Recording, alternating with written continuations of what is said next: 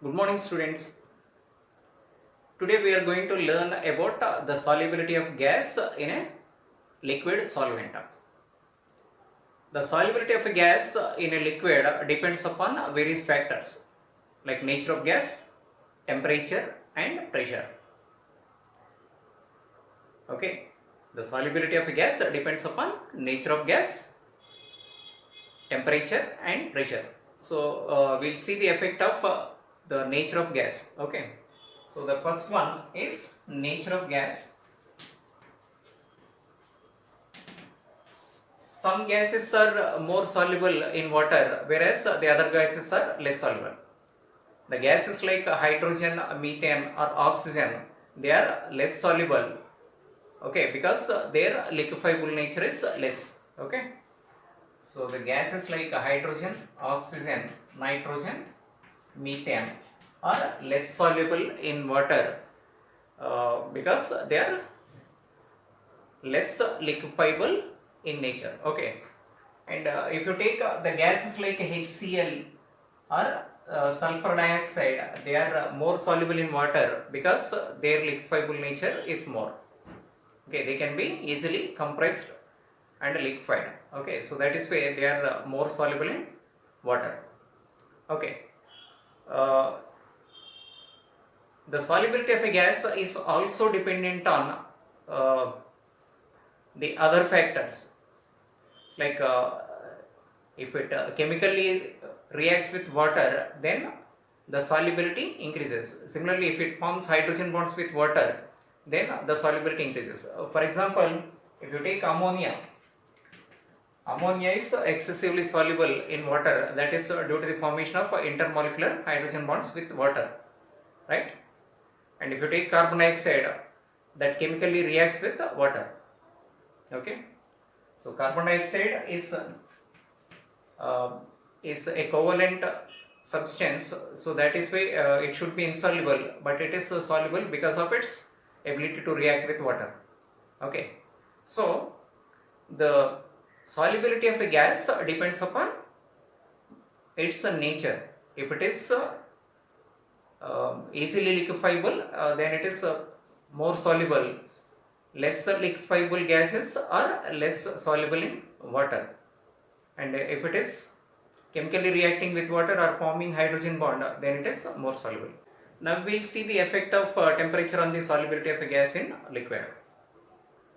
As temperature increases, solubility of gas decreases, because the dissolution of a gas in liquid is an exothermic process. Okay, so the dissolution can be compared with condensation.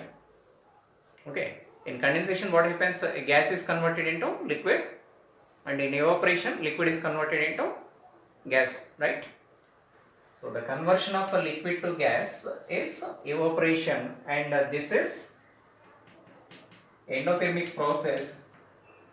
Contrary to this, when gas is converted into liquid, okay, that becomes exothermic process. When gas enters into the solution, what happens? The gas is captured by the solvent molecules, and gaseous molecules converted into aqueous phase, right? So this can be compared with condensation. So when condensation happens, what happens? Energy is released. Okay, similarly here what happens, when gas molecules are captured by the liquid, attractive forces are developed, and the energy is lowered or energy is released. So the formation of the solution is exothermic here, or delta H becomes negative, right? So solvent plus solute gives solution, and here solvent is liquid, solute is a gas. Okay, so the formation of solution is a exothermic process, or delta H is negative.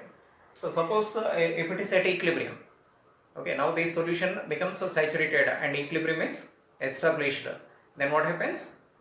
If you raise the temperature, uh, as per Le Chatelier principle, the reaction takes place in the direction of absorption of heat. Okay, if forward reaction is exothermic, backward reaction is endothermic. So if you rise the temperature, what happens? Backward reaction takes place or gas is liberated. Okay. So contrary to this, if you lower the temperature, what happens? More amount of gas goes into the solution. Okay. More amount of gas dissolves in the solvent or the solubility increases. Okay. If you lower the temperature, what happens? Exothermic reaction is favored as per Le Chatelier's principle, or the solubility of gas increases. So in cold water, the solubility of gases is more. We can observe that aquatic animals can easily survive in cold water when compared to hot water, right? Because these animals are dependent on dissolved oxygen. So in cold waters, the solubility of oxygen is more. Okay, so that is why dissolved oxygen is more, on which these aquatic animals are dependent. So there they can easily survive. In hot water, the solubility of oxygen is less, or amount of dissolved oxygen is less. So here the aquatic animals cannot survive easily, right? So we can now conclude that in cold water, the solubility of oxygen is more, or at lower temperature, the solubility of gas is more. Now we will see the effect of pressure on the solubility of a gas in a liquid. So as pressure increases, the solubility of the gas increases. Let us consider a closed vessel in which the gas is kept in contact with a solvent.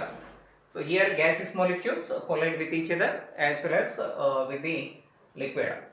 When they come in contact with the liquid, what happens? The attractive forces will be developed on the gaseous molecules, so that they are captured by the liquid. So that means dissolution happens, and as the time progresses, more and more number of molecules enter into the solution, and finally a stage is reached where the equilibrium is established. At this stage, number of molecules going into the solution is equal to number of molecules coming out of the solution and entering into the space. So there is an equilibrium between this gas, undissolved gas, and the solution. Okay. Now the saturation point is reached, and now the solution has a maximum amount of gas, right? Now suppose if you increase the pressure in this equilibrium system, what happens? Okay, like this. Okay, if you push the piston downwards, what happens? Pressure increases, and now more number of molecules will be present in this lesser space, or the concentration increases, right?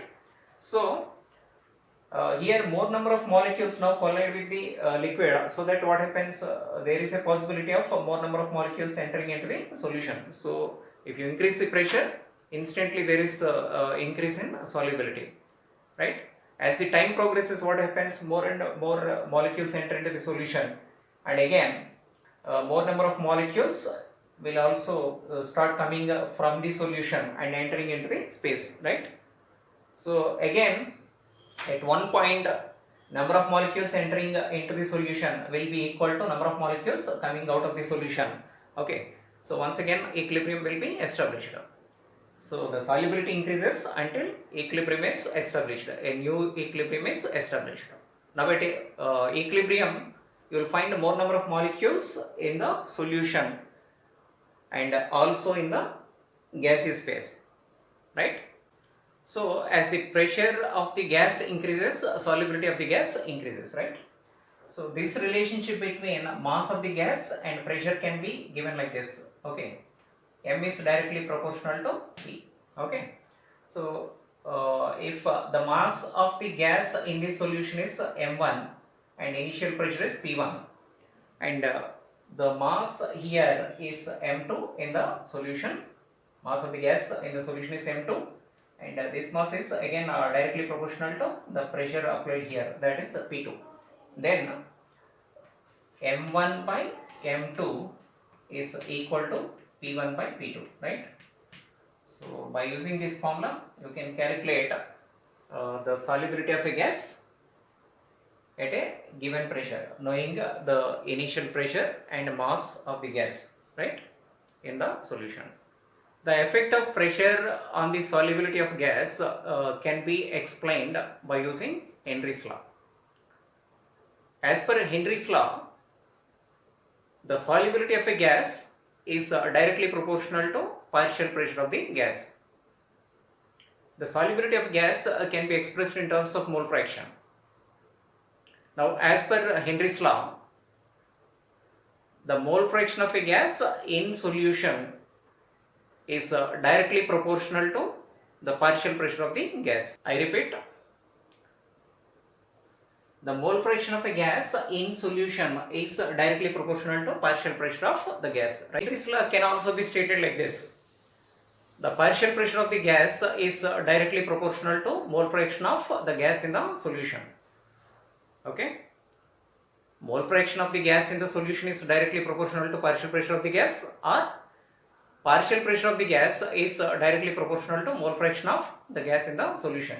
Okay, P is directly proportional to X. Okay, this is mole fraction of the solute, this is the partial pressure.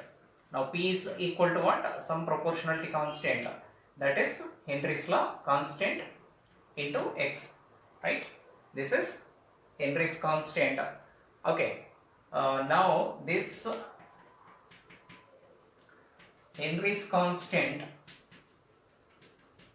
is dependent on nature of gas. Okay, for different gases the Henry's law constant value is different. For hydrogen it is of one value, and for nitrogen it is of different value, right? Okay, so it is dependent on nature of gas, and it is dependent on temperature. Okay, it is also dependent on temperature, but it is independent of the pressure and the amount of gas, right? Independent of pressure and amount of gas.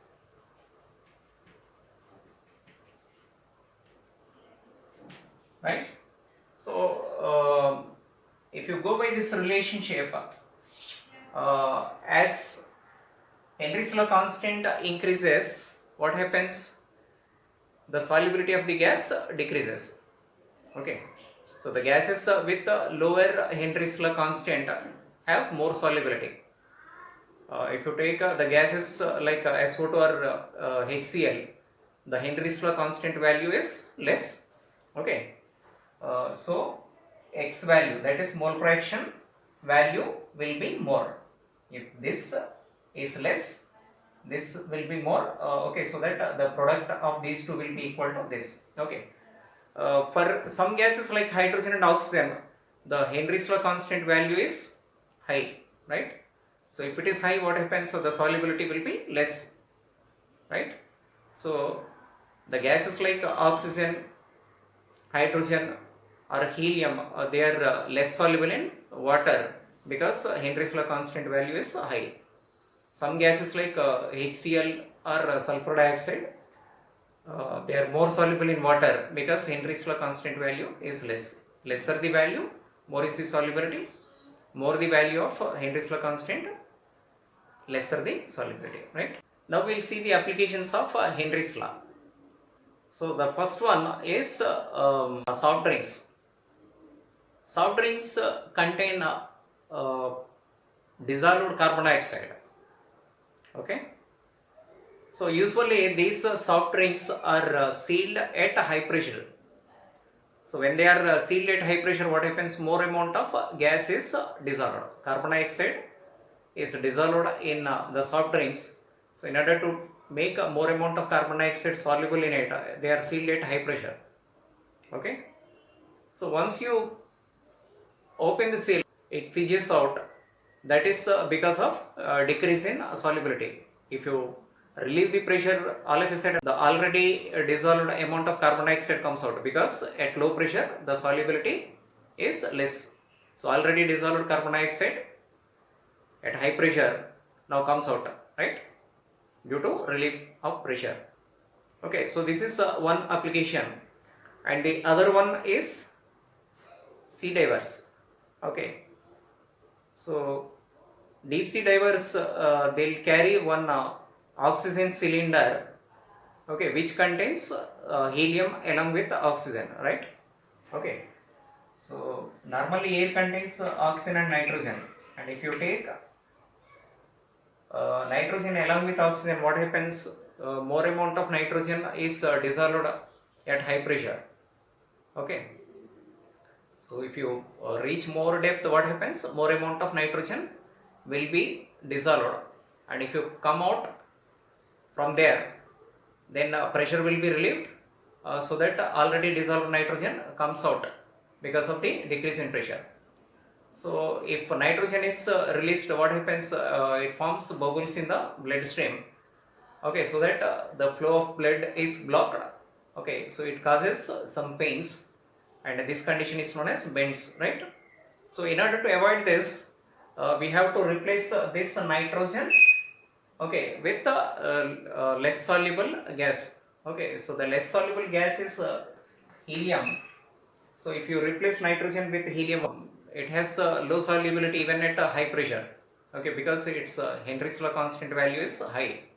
So helium is less soluble. So this um, problem of bends can be avoided by using helium in place of nitrogen. Okay, so this is another application of Henry's law. Okay. Now I will give another application. In high altitudes, the atmosphere becomes thin, or density of atmosphere becomes less. So as density becomes less, what happens? Partial pressure of gases will decrease. So the availability of oxygen becomes less. Okay. In the ground level, oxygen is dissolved in blood, that is due to the pressure, right? As you go up in the mountains, what happens? The pressure decreases, so the supply of oxygen will be reduced. Okay, so that what happens? Brain stops functioning effectively. Okay, so you cannot think properly. This condition is known as anoxia, right? So how to overcome this condition? Okay, this condition can be overcome by taking oxygen cylinder. Okay, that is the reason why the mountaineers usually carry oxygen cylinder. Okay, otherwise oxygen supply won't be there in the high altitudes. In the beginning of my lecture, I asked you some questions. Let us see the answers. First question: can you increase the solubility of a solid in liquid in a saturated solution by raising the temperature? Solubility can be increased in a saturated solution. A saturated solution contains maximum amount of solute. If you raise the temperature, the solubility of the solute increases, provided the process is endothermic. So if the formation of solution is endothermic, then the solubility of solute increases. Second question: why the gas fizzes out when you open the seal of a soft drink bottle? Soft drinks contain carbon dioxide. They are sealed at high pressure in order to dissolve more amount of gas. If you open the seal, the already dissolved gas comes out because the pressure is decreased. You know, the solubility of gas is high at high pressure and low at low pressure. If you decrease the pressure, already dissolved gas comes out. Third question: what is the gas that is taken along with oxygen by the sea divers? The gas is helium. Air contains nitrogen and oxygen. The nitrogen of air is replaced by helium because it is less soluble when compared to nitrogen. If solubility is more, it causes problems to the divers. So that is why nitrogen is replaced by helium to make it less soluble. These are the answers.